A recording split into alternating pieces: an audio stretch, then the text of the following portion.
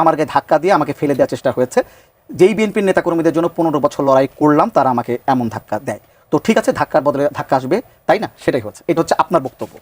আর যিনি আসলে মারধরের অভিযোগ করেছেন এনসিপির যুগ্ম মুখ্য সংগঠক আতাউল্লাহ, তিনি যেটি বলেছেন যে রুমিন ফারহানা এবং তার গুন্ডা পান্ডারা বিভিন্ন সময় আমাকে ফোনে ও বিভিন্ন লোক দিয়ে বলেছে এখান থেকে সরে যেতে।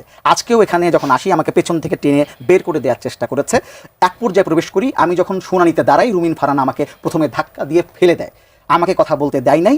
তার যে গুন্ডা পান্ডা ছিল তারা আমাকে পায়ের নিচে ফেলে পিষ্ট করে, নির্মমভাবে মারধর করে। আপনি অভিযোগ করেছেন যে বিএনপি নেতাকর্মীরা যেখানে ছিলেন তারা আপনাকে ধাক্কা দিয়েছে, সেকে মাঝখানে এনসিপির একজন নেতা কিভাবে মার খেয়ে গেল? এই প্রশ্নটা আমারও।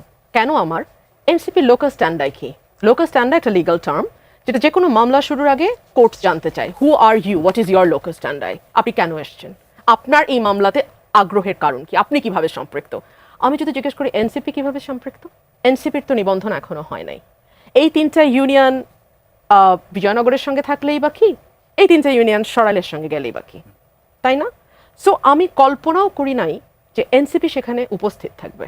1, 2 হচ্ছে যখন কমিশন আমাকে ডাকলেন আমি কমিশনে নেক্সট টাইম আবার বক্তব্য দিতে দাঁড়ালাম, কারণ তাদের বিজয়নগরের পক্ষ থেকে খুবই এলোমেলো কথাবার্তার মানে ছন্নছাড়াভাবে কেউ বিএনপির পক্ষ থেকে এসেছে, কেউ এনসিপি, কেউ ক্লিয়ারও করছে না কে কোন দলের পক্ষ থেকে এসেছে, ক্লিয়ারও হচ্ছে না, হই হট্টগোল হচ্ছে, তারা তাদের মতো করে বক্তব্য দিচ্ছে। আমি আবার উঠে দাঁড়ালাম, বিকজ আমার 2টার সময় কোর্ট ধরতে হবে, আমি উঠে দাঁড়ালাম যে আমি বক্তব্য দিই, কমিশন আমাকে পারমিশন দিল। আমি যখন গিয়ে পোডিয়ামে দাঁড়ালাম বক্তব্য দিতে, then he push me, a guy with beard, মানে একটা দাড়িওয়ালা ছেলে আমাকে পুশ করলো। পুশ করে কোর্টে যখন ধাক্কা দিল তখন আমি ঘুরলাম পেছনে।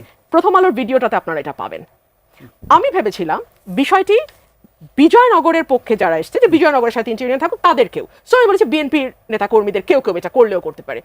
দেন I realized after the entire incident that is it has been done by a party which is not yet registered.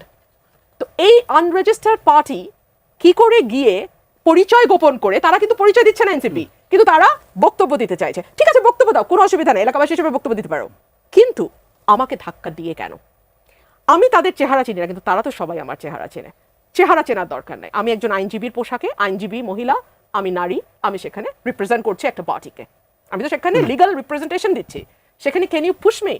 So obviously political ইয়েতে আমি তো মনে করি এখানে যারা বিজয়নগরে ছিলেন তারাও বিরক্ত হয়েছেন, যে কারণ দিন শেষে তো আমি বিএনপির নেত্রী, সো তাদেরও এটা খুব ভালো লাগবে না যে এভাবে আমাকে ধাক্কা দেয়া।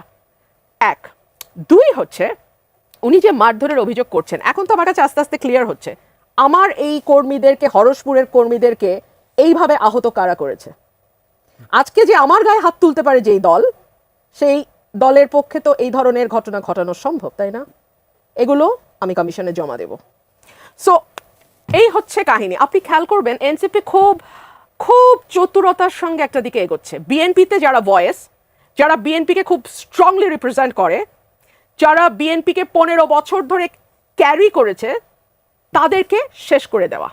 ফর এক্সাম্পল আপনি লক্ষ্য করবেন অসম্ভব জনপ্রিয় নেতা আমাদের মির্জা ফখরুল ইসলাম আলমগীর, তাকে নির্বাচনের কথা বলে ইন্ডিয়ার এজেন্ট, রয়ের এজেন্ট বলা।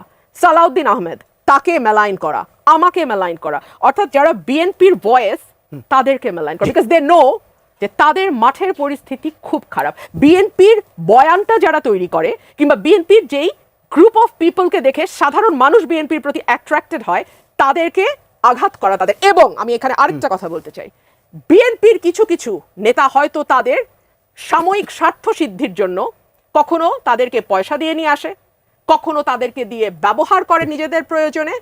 এগুলো তো আমরা বুঝতে পেরেছি মিটিং থেকে বেরিয়ে আসার পর। এই বিষয়টা আরো কথা বলবো আপনার সাথে, আমরা একটু ছোট্ট করে তারপরে সেখানে এনসিপি নেতা হাসনাত আব্দুল্লাহ একটা প্রতিক্রিয়া দিয়েছেন তিনি, আমরা প্রতিক্রিয়া শুনে আসি, তারপরে আমি একটু আলোচনা আসছি। সাংবাদিক ভাইরা, আমরা এই নির্বাচন কমিশনের বস্তুনিষ্ঠ আচরণ, হাসিনা বলতো 20টা হুন্ডা 10টা গুন্ডা, নির্বাচন ঠান্ডা। এই হুন্ডা গুন্ডার রাজনীতি বাংলাদেশে আর পুনর্স্থাপিত হবে না। আমরা এই গুন্ডার রাজনীতি আমরা ভারতে পাঠিয়ে দিয়েছি। এখন এই রুমিন ফারহানারা যদি সেটি আবার বাংলাদেশে রিহ্যাবিলিটেট করতে চায়, তাহলে হাসিনার প্রতি তাদের যে আন্তরিকতা, তাহলে হাসিনা যেখানে আছে তাদেরকেও সেখানে চলে যেতে হবে।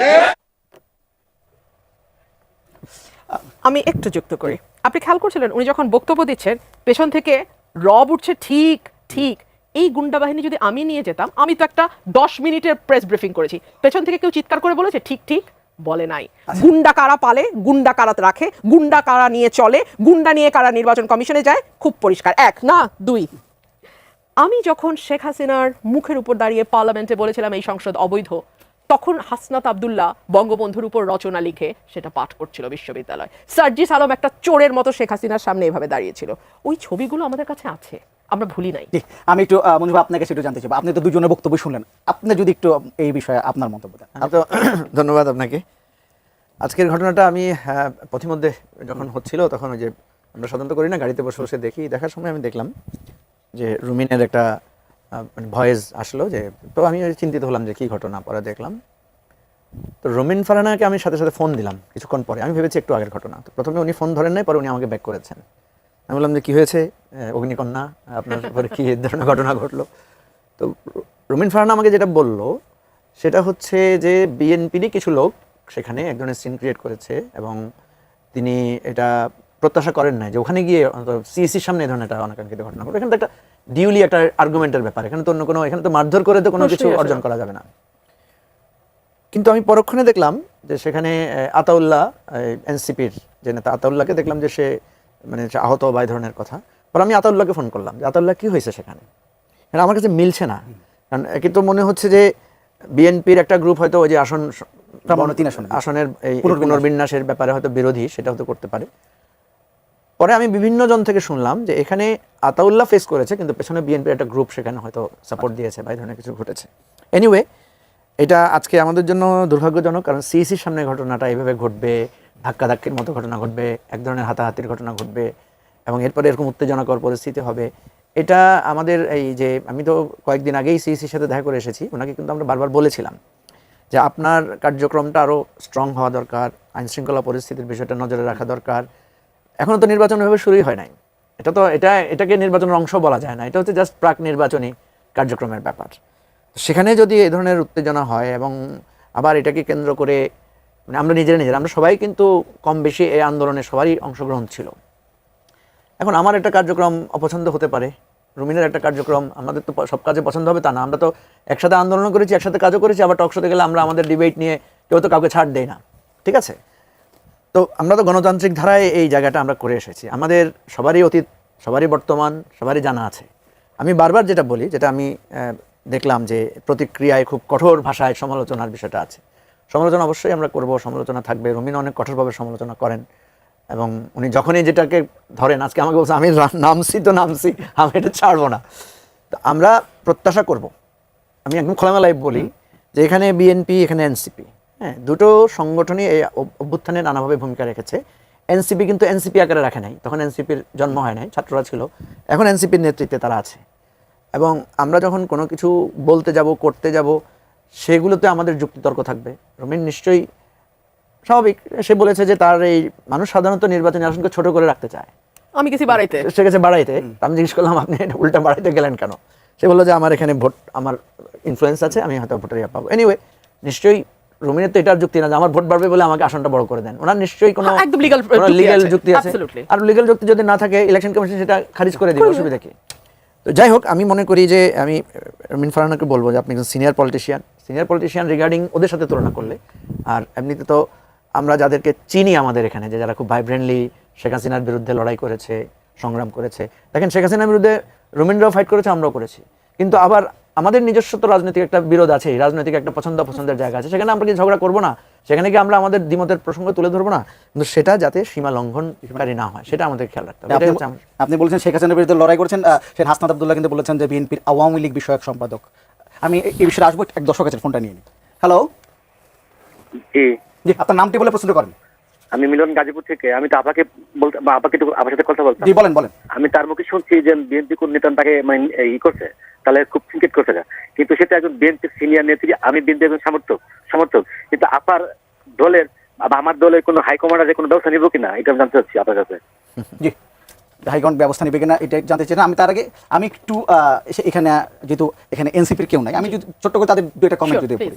তিনি হাসনাত আব্দুল্লাহ যেটি বলেছেন যে বিএনপির আওয়ামী লীগ বিষয়ক সম্পাদক রয়েছেন অনেকেই, যারা আওয়ামী লীগ থেকেও বেশি আওয়ামী লীগ। বিএনপির আওয়ামী লীগ বিষয়ক সম্পাদক যারা রয়েছেন তাদের মধ্যে অন্যতম রুমিন ফারহানা, আওয়ামী লীগের সুবিধাভোগী, আওয়ামী লীগের ফ্ল্যাটভোগী এবং যারা গুন্ডা দিয়ে নির্বাচন কমিশনকে ঠান্ডা করে দিতে চায় তাদের। আমরা বিএনপির এই আওয়ামী লীগ বিষয় সম্পাদকদের বলবো, আপনারা জনগণের পালসকে বুঝুন, 24-এর পরবর্তী জনগণের পালসকে বুঝুন, নতুবা আবার বাংলাদেশের সংকটের দিকে যাবে।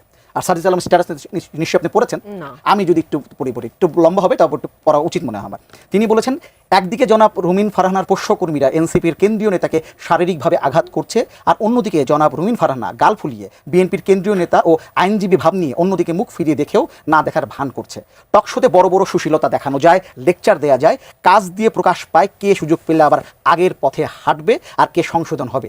ইসি অফিসে আপিল শুনানিতে যোগ দিতে এসে এনসিপির সিনিয়র যুগ্ম মুখ্য সংগঠক আতাউল্লাহ বিএনপির নেতা রুমিন ফারহানার কর্মীদের হাতে মারধরের শিকার হন। তার অপরাধ শুধু সীমানা পুনর্নির্ধারণের বিরোধিতা করে আপিল করা। বিএনপি কি আওয়ামী লীগের চরিত্র ফিরতে চায়? জোর যার মুল্লুক তার বানাতে চায়? এই সুযোগ করে দেয়া হবে না। ইসির ভেতরে একজন শীর্ষ নেতার নিরাপত্তা যদি নিশ্চিত করা না যায়, তাহলে এই অথর্ব ইসি কিভাবে সারা দেশের অন্যান্য দলের নেতাকর্মীদের নিরাপত্তা নিশ্চিত করবে? সুষ্ঠু ভোট কিভাবে আপনি কি বুঝতে পারছেন এদের লাইনটা কি, মূল সুরটা কি? নির্বাচনের পরিবেশ নাই, নির্বাচন করা যাবে না। এবং আমার গাল ফুলিয়ে কথা বলার কথা বলেছে না, নারীদেরকে এনসিপি কি চোখে দেখে